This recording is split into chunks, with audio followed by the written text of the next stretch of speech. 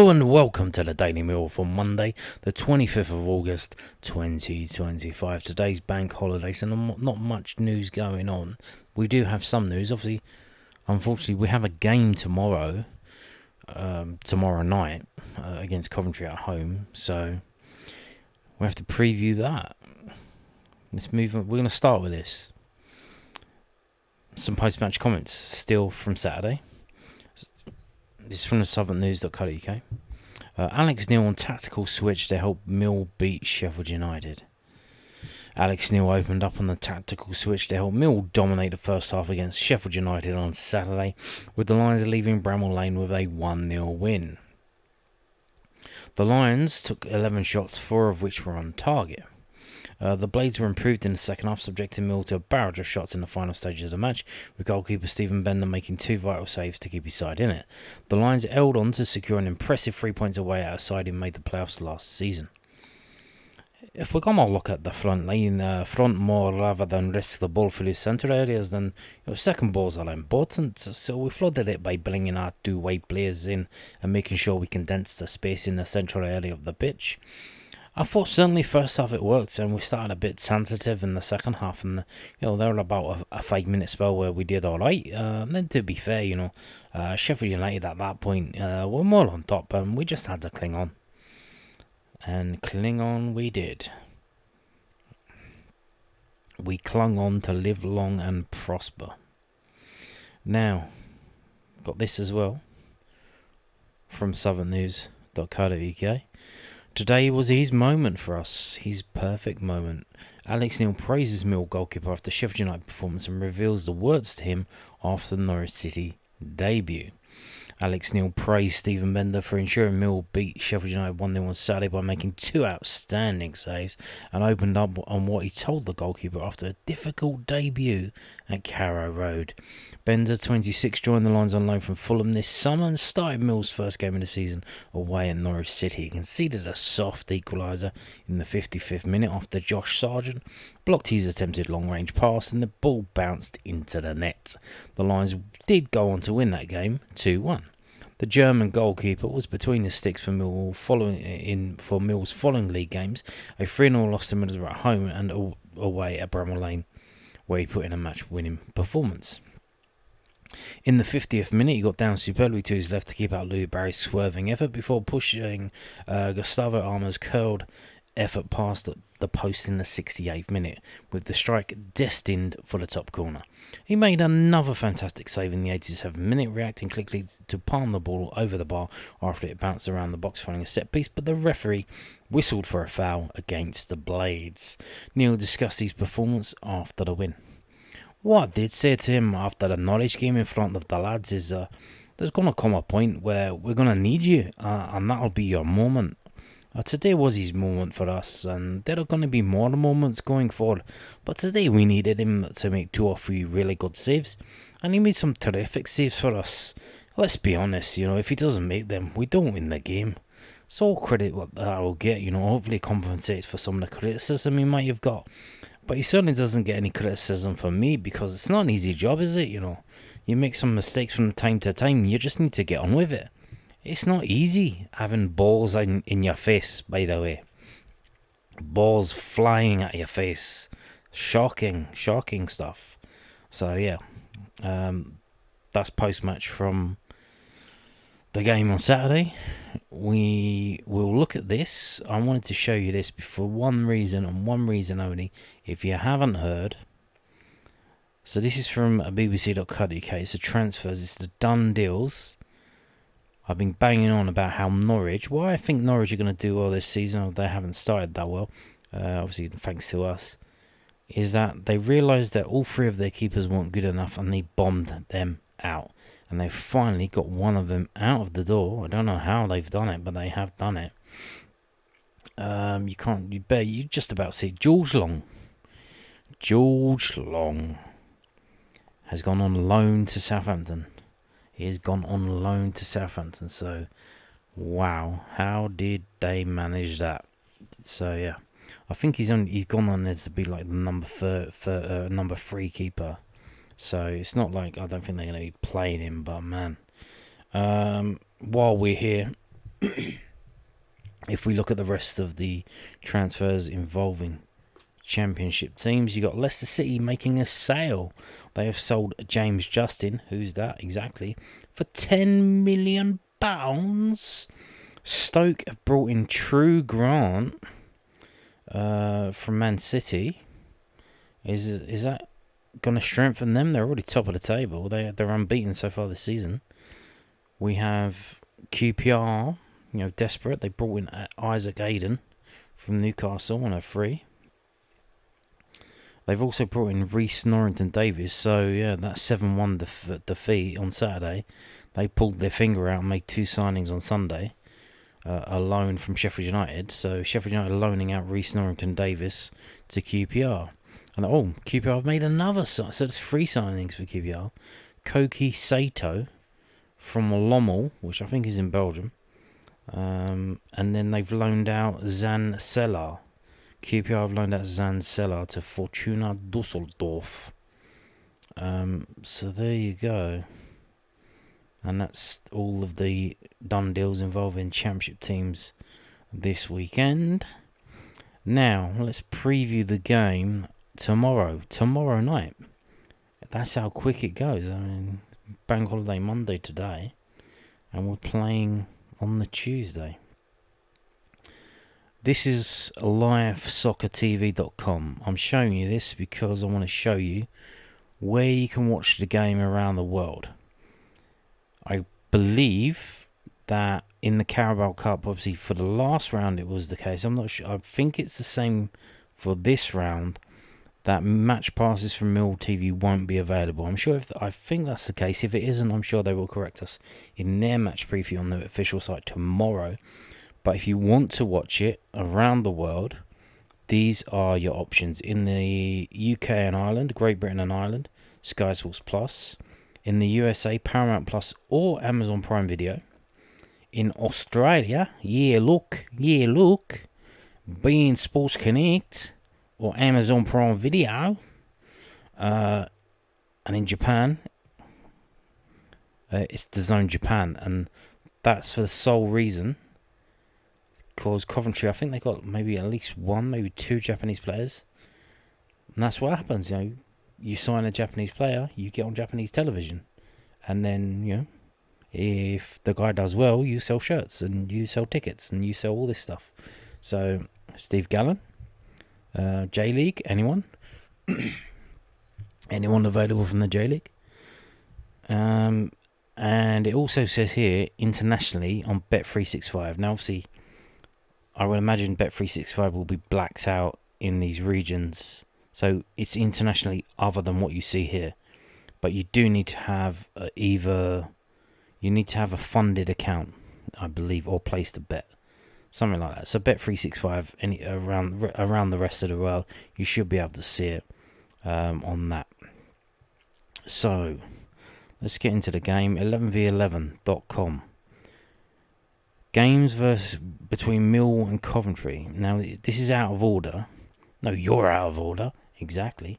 They've for some reason got the Southern League games listed here. They don't do that for other teams. I don't know why they're doing it for them. We got the game in 1908, Millwall Athletic versus Coventry, and a game in 1914. And little did they know, well, I guess they kind of knew what was happening. It was everyone was building up their armed forces. So I mean, it was writing was on the wall, wasn't it? So there you go. But let's go back up.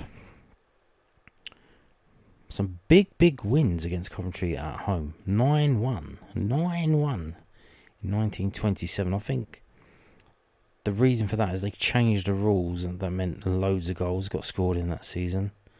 We weren't the only ones. It was insane across the whole across the whole football scene. 6-2 in 1948, so that would have been early after the war. What else have we got? 4-1 in 1958. 4-1 in 1989. 4-0 defeat in 2015. And recently, the last 2 games in the league at home versus Coventry, 2 defeats. A 1-0 defeat last season, 3-0 defeat the season before that. However, this is not a league game, it's a cup game. And have we played them in the cup? Yes. 0-0 draw in 1962, November. So that would have been the second round? And that's the only one at home. Have we played them in the cup away? Obviously, that's the replay from that game. November 1962, 2-1 defeat. 1977, a 1-0 defeat in the FA Cup. In the Full Members Cup, a 1-1 draw. In October 1985. 2008, a 2-1 defeat in the FA Cup. And we have not played them in the League Cup. We have never, ever played Coventry City home or away in the League Cup. So this is the first ever occasion for that. A little bit of history being made tomorrow. So there you go. I mean, bit of a mixed bag really. Overall, it is a game that we do generally win most of the time. There's a few defeats: 35, 46, 53 and 55. Then we go on an unbeaten streak. And in 2015, obviously, they've got around the time they got the new ground, and they're doing stuff 4-0 in League One. Yeah, and then recently, so if you look at that, if you extend it all the way back to 2011, so if you go here, 1 win in 7 games at home against Coventry. 1 win in 7. That doesn't sound too good, does it? Doesn't sound too good at all. 2 draws, so 1 win, 2 draws, and 4 defeats. Yikes. So, let's bring this up. This is from ccfc.co.uk. That's Coventry City's official website. This is the team news from this is the team news from their game in the first round tie, which was against George Savile's Luton Town. Frank Lampard made 9 changes for that game. He gave 4 players their debuts, changed the goalkeeper, and changed the captain. Brought in old veteran Jake Bidwell, coming in to captain the side. And it looks like he played 4-3-3, because up front they're saying they got Victor Torp, Andrews and Allen in midfield, with Sims, Hadji Wright and Raphael in attack. So it looks like they were playing 4-3-3. So there you go. Now, so, they did make 9 changes. That was at home against a League One team. And obviously we made a lot of changes as well. We were away to a League Two team, and we won 1-0, and they won 1-0. They won 1-0, and George Savile was on the bench, and he didn't come off, so he would have watched the whole game. So I'm sure, he's got a lot to tell us about Coventry's cup team and how they play. May come in useful. So let's go to the preview from sportsmold.co.uk. They are the only ones that are doing a preview. The other ones can't be bothered because it's the Carabao Cup. So let's get into it. Millwall will welcome fellow Championship side Coventry City to the Den for Tuesday's clash in the EFL Cup second round. The Lions edged out Newport County in the first round, while the Sky Blues squeezed past Luton Town in their opening EFL Cup game. Millwall made a promising start to the 25-26 season, with their opening 4 matches yielding 3 wins and 1 defeat. The Lions kicked off the campaign with back-to-back away wins, claiming a 2-1 victory over Norwich City in their Championship opener before beating League 2 Newport County. That's wrong, we didn't beat them 2-1, it was a 1-0 in the EFL Cup. However, I think he's just done 2-1 twice because of the Norwich result. However, they were abruptly stopped in their tracks by a heavy 3-0 defeat against Middlesbrough in their opening home game of the season. Alex Neil's charges produced a perfect response in Saturday's trip to Bramall Lane, with Lee Cundall's 38th minute effort proving enough to seal a 1-0 victory. After recording a third consecutive away win, Millwall will return to the Den with hopes of claiming their first competitive home win of the season, as they look to reach the EFL Cup third round for the first time in 4 years. The Lions are also searching for their first win over Coventry City since fighting back from 2 goals down to run out 3-2 winners in August 2022. While Millwall are in 8th spot in the Championship, it was too early for that, mate. Coventry, it's too early to look at the table. Coventry played out a goalless draw against Hull City on match day 1 before they sealed their spot in the EFL Cup second round with a 1-0 victory over third tier Luton Town. Frank Lampard's Chargers have since produced 2 free scoring displays, including a dramatic 5-3 victory in their away clash against Derby County. Sensationally, Coventry managed to better that 5-goal tally in Saturday's one-sided affair against Queen's Park Rangers, with Jack Rudoni, Adji Wright and Victor Torp all scoring braces alongside a Brandon Thomas Asante effort in a destructive 7-1 win, which we just seen caused QPR to sign 3 players the day after. Coventry will put their league campaign on hold to focus on Tuesday's EFL Cup clash, with the Sky Blues bidding to reach the third round for the second consecutive season. They will certainly draw inspiration from the fact that they've won 4 of their last 5 matches against Millwall, including a 1-0 win on their most recent trip to the Den in December. Team news. Millwall are unable to call upon Lucas Jensen, Alfie Doughty, Joe O'Brien and Danny McNamara due to injury. The Lions are also expected to be without Reece, Bangor Williams, Femi Aziz, Billy Mitchell and Macaulay Langstaff after the quartet missed Saturday's game over Sheffield United. Neil could make a few alterations to his side, which could see the starting opportunities handed to Max Crocombe, Wes Harding, Adomu Amaku and Kevin Nisbet. As for the visitors, they will head into midweek fixture without the services of Oliver Doven, Josh Heckles and Joel Olatibadabadere. Ben Sheaf and Tatsuhiro Sakamoto are closing in on a return to action, although the pair are unlikely to be ready for Tuesday's fixture. Well, that'll upset the fans in Japan watching on DAZN. Lampard is set to rotate his lineup for the second round tie with Ben Wilson, Kane Kessler Hayden, Miguel Brau and Rafael Borges Rodriguez among those who could come into the starting lineup. And then they've got a possible starting lineup there. And their prediction is Millwall 0, Coventry 2. Millwall and Coventry are both likely to make changes for Tuesday's fixture, making it a little trickier to predict the winner of this tie. With that said, the Sky Blues have fared well in recent meetings, with the Lions have won their last 3 matches. We think they will do enough to progress to the third round. Obviously, got to remember, who's at Coventry? Joe Edwards. Joe Edwards at Coventry. Here's the thing. This is a game I don't think any team really wants to win. They want to win the league. We want to get in the playoffs. We have serious injury problems. I would imagine anyone carrying any kind of knock or, no one's being patched up for this game. If you're carrying a knock, you're sitting it out. So I guess the call will go around, who wants to play in the game, who's up for the game, who's fit and ready to go. So, Cooper will probably be the first one with his hand up. The guy never wants to not play.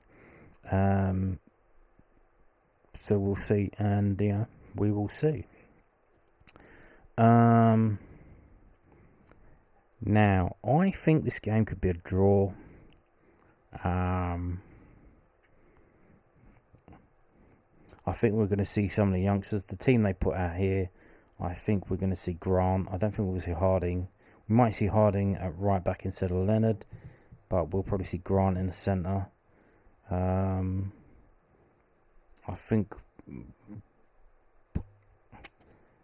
wonder if Ivanovic will want to play, or even Coburn, because they haven't scored yet. It's like, how have you not? None of you two scored yet. Like, you're supposed to be the main men. Like, why? Like, I know you're working hard. You're doing things. You've helped the team to score. Especially Ivanovic got an assist in the last game, but either of you've not scored. Coburn had a header. They hit 2 posts from the same header. Like, he hit one post, bounced over to the other post, and then bounced out. Like, fucking hell, bruv. What are you doing? What are you doing, by the way?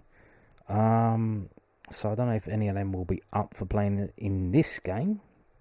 You know, whether they put their hands up saying, no, I want to play. Obviously, we're kind of short on numbers, so we shall see. I don't think we're going to be... I don't know. I think maybe Howland might come in. Could Kelly play a part? Maybe if he doesn't start, maybe off the bench. Dinor looked a bit shit in that last game. He did okay, but I mean, compared to his standard that he set for himself in recent games, he was kind of so in the last game, so they might drop him. So we'll see. We will see. The thing with Nisbet, will Nisbet play? He's just been, no surprise, he's been left out of the Scotland squad for the next round of international games. You know, this is his opportunity. I imagine, you know, probably would want to start. So we'll see how that goes. Personally, I could see this game being a draw, which isn't as bad as it sounds because it goes straight to penalties. So then we'll have the 2 keepers, you know, their opportunity to be the heroes. What kind of draw? Maybe a 1-1 draw. So 1-1 draw, and then a penalty shootout, which I think we'll win. So there you go. And on that note, thank you for watching, and goodbye.